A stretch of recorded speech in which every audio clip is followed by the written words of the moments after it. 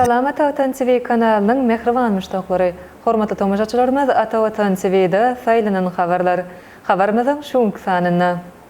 Ýewropa Birleşiginiň Merkezi Aziýa birinji samiti Özbegistanda geçiriler. Türkiýe Respublikasyna daşar ýurtdan talip kabul synagy 60 ýurtda geçiriler. Putin bilen Trumpyň telefon söhbetdeşligi özara duşluk Saudy Arabistanynda bolup biler. TikTok'tory Apple Store we Google Store gaýdyp geldi.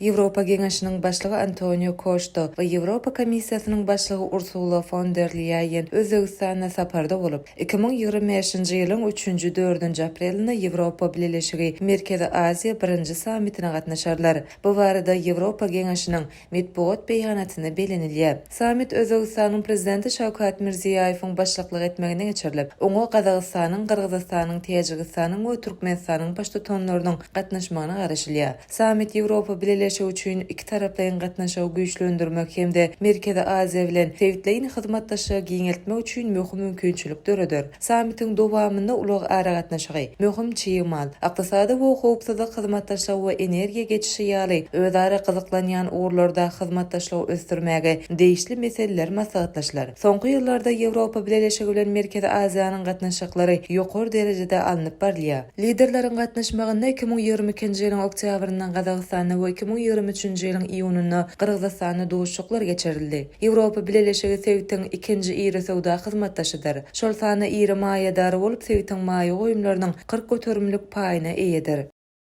Türkiýanyň ýokary okuw mekdeplerine halkara talipleri kabul etmek maksady bilen gurulýan Türkiýa daşar ýurtdan talip kabul synagy 60 ýurtda 88 synag merkezine geçiriler. Synag üçin hasabalaş ertiri başlap 12-nji martda çenli dowam eder. 2025-nji ýylyň ýoz bir synagy Türkiýeden daşar 59 ýurtda we 69 merkezde, Türkiýede bolsa 18 şäherde, 19 merkezde gurulur. Bu synag 11-nji maýda geçiriler we Türkiýede ýokary bilim isleýän daşar ýurtly dalaşgärler tarapyndan ulanylýar. Türkiýanyň ýokary okuw mekdeplerinde bilim almak isleýän halkara talipler üçin möhüm syna hasaplanýan ýoz dalaşgärlere akademik mümkinçiliklerini artdyrmak üçin täze mümkinçilikler açar. Resminamalaryň terjimesi üçin Mahavat halkara okuw resminamalaryň terjime hyzmaty makul terjime. Daşar ýurtda bilim almak isleýän talipleriň resminamalaryň dogry we takyk terjime edilmek wajyp bolup durýar. Şu maksat bilen Türkiýede we dünýäniň dürli künjeginde bilim almak isleýän talipler halkara okuw resminamalaryň terjimesi ulgamyny ýöri töleşen makul hyzmat terjime merkezine Aşgabat şäherindäki merkezlerine ýüz tutup bilerler. Makul hyzmat terjime merkezi Aşgabat Oguzhan Ankara köçesi A-blok. Makul hyzmat ofis 4-nji gat 401. Telefon belgiler: Goşmak 993 63 78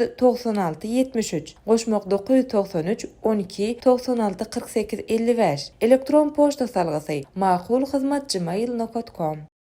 Russiya Federasiýasynyň prezidenti Vladimir Putin bilen Amerikanyň Birleşen Ştatlarynyň prezidenti Donald Trumpyň arasynda telefon arkaly söhbetdeşlik boldy. Bu barada Russiya Federasiýasynyň prezidentiniň medpuat gullugy habar berýär. Iki ýurdun dowlat başlyklary özara gatnaşyklaryň gün tertibi boýunça pikir alşdylar. Amerikanyň Birleşen Ştatlarynyň prezidenti öz tarapyndan gazanan ýalyşyklary ýerine ýetirmek üçin tagalla ediljekdigini bellidi. Söhbetdeşler halkara we sewit meselelerini aralyp maslahatlaşdylar. Vladimir Putin Amerikaly kärdeşiniň esasy ýörelgileriniň birini gollap, iki ýurdun bilelikde iş alyp barmagynyň wagtynyň gelendigini aýtdy. Şeýlekem taraplar ýakyn günnägordaky ýagdaýlar, şeýlekem ykdysady pudoklarda Rus-Amerikan gatnaşyklaryny maslahatlaşdylar. Russiýanyň prezidenti Donald Trumpy Moskwa sapar bilen çagyrdy. Vladimir Putin we Donald Trump özara gatnaşyklary dowam etdirmek, şol sany özara duşuşyklary guramak babatda ılalaşdylar. Amerikanyň Birleşen Ştatlarynyň prezidenti Donald Trump Aktamyň jurnalistleri bilen bolan söhbetdeşligini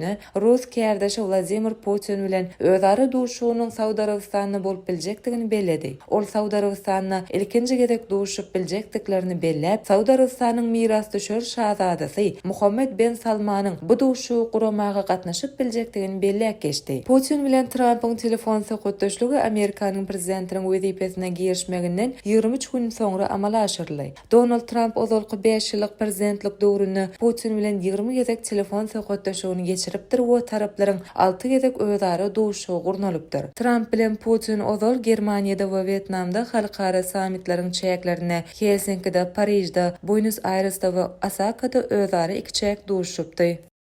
2025-nji ýylyň 19-njy ýanwaryna gysga döwürlük elitersiz bolan Hyçaýyň TikTok platformasy Amerikanyň Birleşen Ştatlarynyň Apple Store hemde Google Store platformalaryndan gaýdyp geldi. Dünýäniň iki uly tehnologiýa ägirdi Apple we Google kompaniýalarynyň wekilleri TikTok jemgyýetçilik toruny öz platformalaryndan ýükläp almak babatda beýanat berdiler. Şunuň bilen baglanykda TikTok toruny degişli platformalardan ykjam telefonlary ýükläp almak mümkinçiligi täzeden döredildi. 19-njy ýanwardan beri Amerikadaky ulanjylar Apple Store hemde Google Store platformalaryndan TikTok jemgyýetçilik toruny ýükläp bilmeýärdi. Şol seneden ozal telefonlaryna TikTok toru bolanlar bu platformanyň hyzmatynyň peýdalanyp bilýärdi. Amerikanyň Birleşen Ştatlarynyň prezidenti Donald Trump TikTok jemgyýetçilik torunyň Amerikanyň bir firmasyna satylmagy amala aşyrylmady halatyna bu tory Amerikanyň Birleşen Ştatlaryna ulanmagy gadagan eden kanunyň güýje girmegini 70 gün iza süýşürmek babatdaky möhletiniň ýene-de uzaldyryp biljekdigini bellädi.